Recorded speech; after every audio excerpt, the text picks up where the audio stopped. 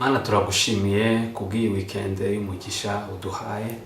Mwami nyemerera sengere aba bavandimwe mwami bankurikiye mu isengesho bafite ibirori uyu munsi. Hari abafite ubukwe, hari abafite event zitandukanye mwami, hari abafite gahunda zitandukanye z'imiryango. Mwami kwishima, umunezero ni urubuto rw'umwuka, kandi mwami wifuza kubona abantu bawe banezerewe mwami, kuko ijambo ryatubwira ngo twishime iteka. Mwami nsabye umunezero mwami, nsabye ibihe byiza mu izina rya Yesu Kristo. Ureme umunezero ku bantu bawe mwami.